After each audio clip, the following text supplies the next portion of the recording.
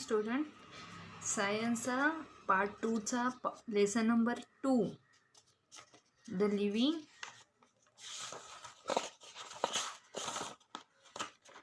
Life process in living organism part first. यामधला point बघतोय आपण सेल डिव्हिजन. कोणता पॉईंट बघतोय? Cell division. Cell division is one of the very important properties of cells and living organism. Cell division हे सगळ्यात महत्त्वाचं property आहे in a living organism मधली. Due to this property only a new organism is formed from existing one. A multicellular organism groups of an impacted body can be destroyed. म्हणजे आपले body parts मधील जी झीज होते या सगळ्यांची काय होतात तर वेगवेगळे सेल डिव्हिजन तयार होत असतात. There are 2 types of a cell division as a mitosis and meiosis. Mitosis occur in a somatic cells and stem cell of the bodies, whereas meiosis occur in a germ cells. आता listen, see here. Cell डिव्हिजनचे 2 types पडलेत. एक आहे mitosis आणि एक आहे meiosis. Okay. Mitosis and meiosis. Mitosis take place in a somatic cell. मायटोसिसची process कशामध्ये होते तर सोमॅटिक सेलमध्ये. What is mean by somatic cell? Somatic cell म्हणजे काय तर all kind of our body cells. आपल्या बॉडी सेल्समधले सगळे सेल्स, जसं की ब्रेन आहे, स्टमक, अशा आपल्या बॉडी पार्ट्समधले वेगवेगळे cell. Meiosis take place in a reproductive cell. Take place in a reproductive cell. Occurs in a germ cells. Reproductive cell म्हणजेच काय तर जर्म सेल. जर्म सेल म्हणजे काय तर मेल आणि फिमेल ऑर्गॅनिझमचं काय होतं रिप्रोडक्टिव्ह सेल तयार होतो. मेलमध्ये टेस्टिस तयार होत असतात, फिमेल्समध्ये काय तयार होत असतात ओव्हरीज तयार होत असतात.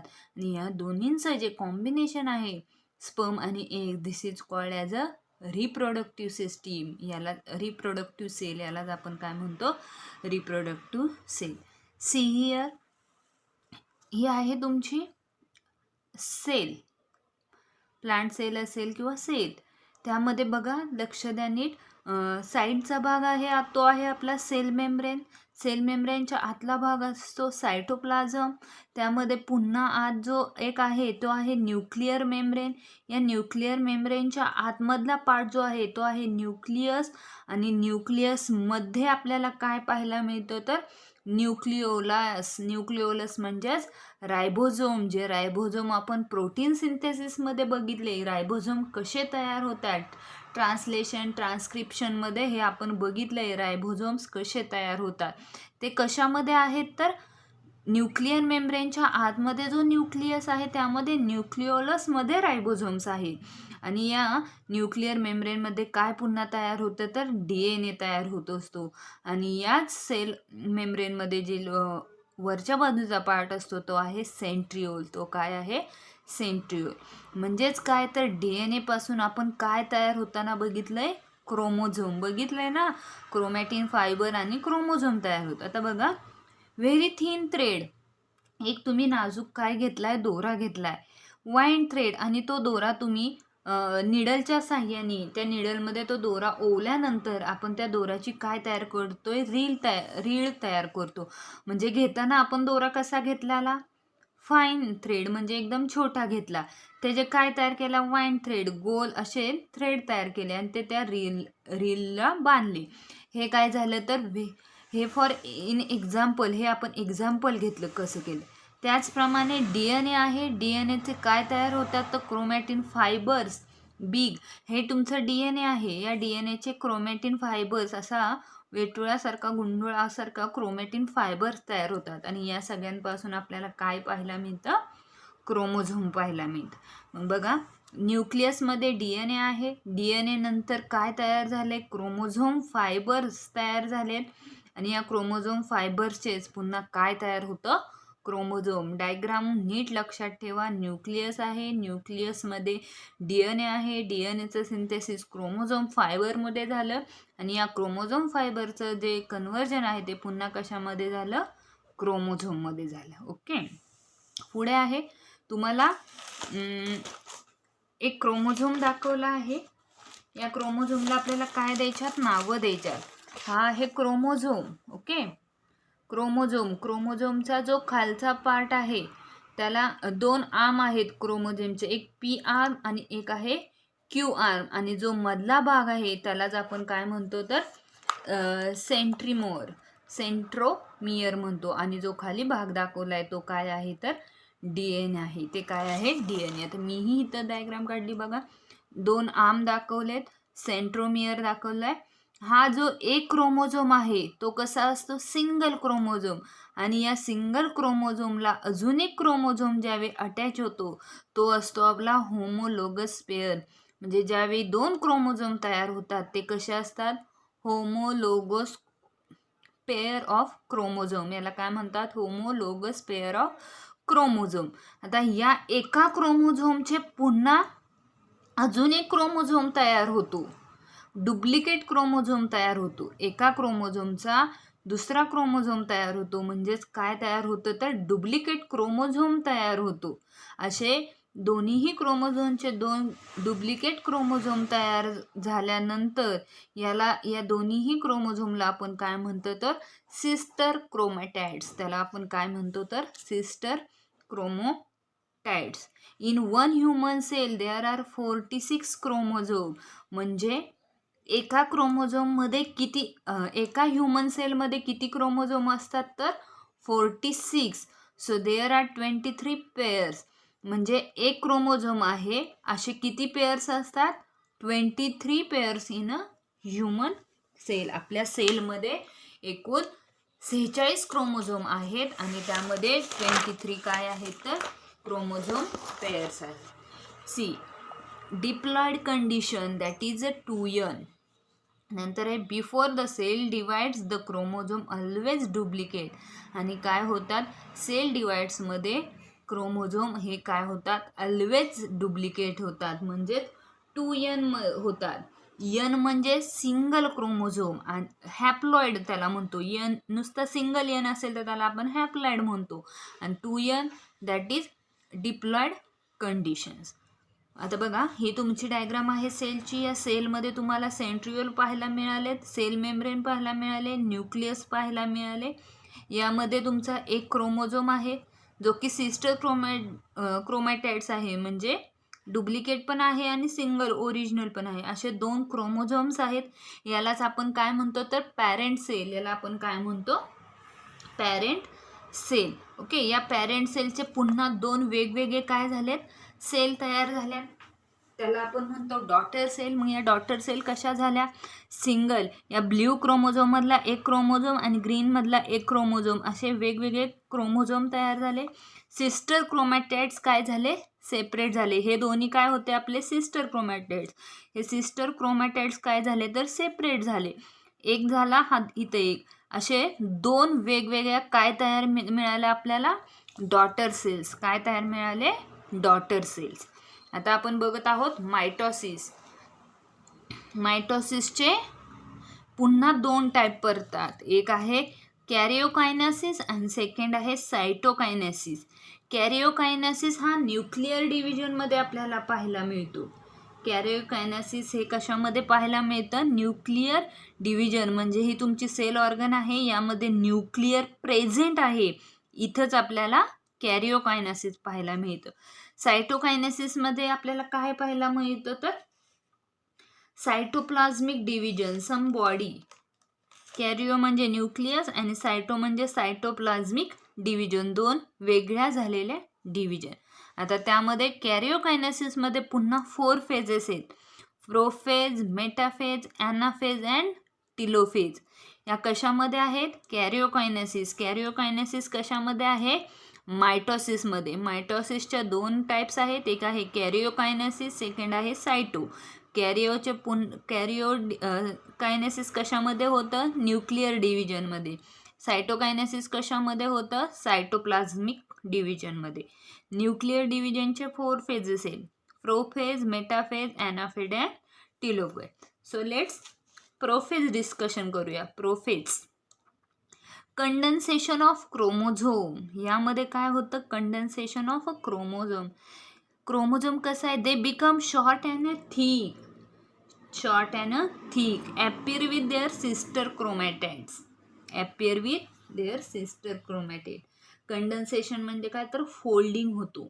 क्रोमोझोम कसा होतं, अखूड होतो, फोल्डिंग होत असतो.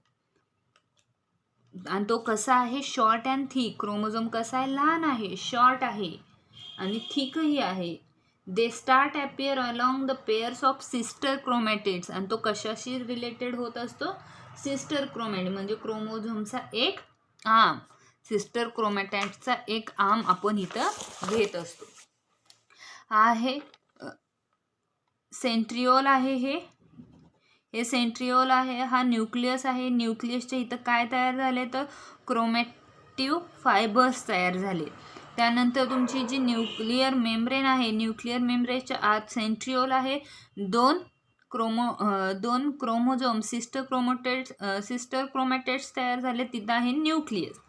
मग यामध्येच काय झालंय पुन्हा की ह्यांचीच नावं दिलेत, सिस्टर क्रोमॅटिड्स, न्यूक्लियस, न्यूक्लिओलस आणि centriole. Centrioles duplicate and each centriole moves to opposite pole of the cells. तर इथे पहा, पहिल्यांदा काय आहे, हा सेंट्रिओल आहे तो फक्त मिडलला आहे. त्यानंतर तो काय दाखवलाय, centriole duplicate and each centriole moves to opposite pole. Centriole मिडलला होता, तो डुप्लिकेट झाला म्हणजे काय झाला, डबल झाला. आणि तो काय आला, opposite poles of the cell, सेलच्या दोन्हीही अपोजिट बाजूला काय तयार झाले, सिस्टर सेंट्रिओल्स तयार झाले. काय तयार झाले, centrioles. Nuclear membrane and nucleus start to disappear. आणि त्यानंतर तुमचा हा जो न्यूक्लियस आहे आणि हे तुमचं जे न्यूक्लिअर मेम्ब्रेन आहे ते काय होतं, डिसअपियर होतं म्हणजे नाहीसं होतं. म्हणजे प्रोफेजमध्ये काय पाहायला मिळालं आपल्याला, प्रोफेजमध्ये कंडेन्सेशन होत आहे, फोल्डिंग, क्रोमोझोम फोल्डिंग होत आहे. त्यामध्ये तो थ्रेड लाईक क्रोमोझोम स्टार्ट होतो. थ्रेड लाईक म्हणजे क्रोमॅटिन फायबर तयार होतो पहिल्यांदा. तो कसा आहे, शॉर्ट अँड थिक आहे, शॉर्ट अँड थिक, लहान आहे आणि थिक मजबूत आहे. त्यानंतर त्याचा जो सेंट्रिओल मिडलला असतात, ते सेंट्रिओल काय होतात, डुप्लिकेट होतात आणि मूव्ज इन अपोजिट पोल, दोन्ही अपोजिट पोलला जातात. न्यूक्लिअर मेम्ब्रेन अँड न्यूक्लियस काय होतात, डिसअपियर होतात. हे होतं प्रोफेज 1 मध्ये किंवा प्रोफेजमध्ये. त्यानंतर आहे metaphase. Nuclear membrane and nucleus completely disappear. आता ह्याच्या भोवती जो न्यूक्लिअर मेम्ब्रेन आणि जो न्यूक्लियस होता तो काय झाला, पूर्णपणे नाहीसा झाला. Chromosome complete their condensation. आणि या क्रोमोझोमचं काय झालं, पूर्णपणे कंडेन्सेशन झालं, पूर्णपणे ते फोल्डिंग झाले. All chromosomes are arranged parallel to the equilateral plane of the cell. आणि जो क्रोमोझोम आहे तो काय झाला तर इक्विलॅटरल म्हणजे पृथ्वीचा जो मध्य असतो त्याप्रमाणे या इक्विलॅटरल प्लेनवर ते सेल काय झाले, अरेंज झाले. म्हणजे ही तुमची काय आहे, इक्विलॅटरल प्लेन आहे आणि या इक्विलॅटरल प्लेनवरती हे दोन्हीही क्रोमोझोम काय झाले, अरेंज झाले. दोन्हीही क्रोमोझोम या इक्विलॅटरल लाईनवरती आले. Spindle fibres are formed between centromere of each chromosome and both centrioles. आणि जो हा सेंट्रिओल्स आहे त्याच्यामधून या क्रोमोझोममधून ते स्पिंडल फायबर्स तयार झाले. स्पिंडल म्हणजे टोकदार असे क्रोमोझोम स्पिंडल फायबरमध्ये अटॅच झाले. म्हणजे मेटाफेजमध्ये काय झालंय, न्यूक्लिअर मेम्ब्रेन आणि न्यूक्लियस कम्प्लिटली डिसअपियर झालाय. क्रोमोझोम हा कम्प्लिटली कंडेन्सेशन झालाय. All chromosome arranged in equilateral plane. दोन्हीही क्रोमोझोम हे इक्विलॅटरल प्लेनवरती आले. स्पिंडल फायबरमध्ये सेंट्रिमोरमधून स्पिंडल फायबर तयार झाले आणि ते सेंट्रिओल्सला मिळालं. त्यानंतर आता तिसरी स्टेज आहे anaphase. Centromere split and thereby sister chromatids of each chromosome are separate. तर यामध्ये काय झालं, तुमचं जे सेंट्रिमोर्स होतं म्हणजे हे जे इक्विलॅटरलवरती जे दोन्हीही तुमचे काय होते, क्रोमोझोम होते, ते काय झाले, दोन्हीही क्रोमोझोम सेपरेट झाले. Spindle like sister chromatids centromere split म्हणजे या इक्विलॅटरल पासून बाजूला आले and thereby sister each chromosome separate and they are pulled apart in opposite direction of the wheel. आणि हे दोन्हीही काय झाले या सेंट्रिओल्सच्या साईडला आले. They are pulled apart in opposite direction with the helps of spindle fibre. आणि ते पूर्णपणे या spindle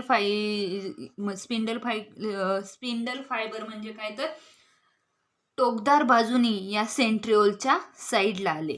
separated sister chromatids are called daughter chromosomes. आणि हे जे स्पिंडल फायबरमध्ये जे सेपरेट झालेले सिस्टर क्रोमॅटिड्स आहेत त्याला आपण काय म्हणतो तर daughter chromosomes. Chromosomes being pulled appear like bunch of bananas. आणि हे जे दोन्हीही क्रोमोझोम आहेत ते सेंट्रिओलला मिळाले आणि ते कशामध्ये मिळाले तर बंच ऑफ बनानाज. केळीचा जसा घड असतो, केळीची जशी ती फणी असते त्याप्रमाणे बंचमध्ये या सेंट्रिओलला हे क्रोमोझोम मिळाले.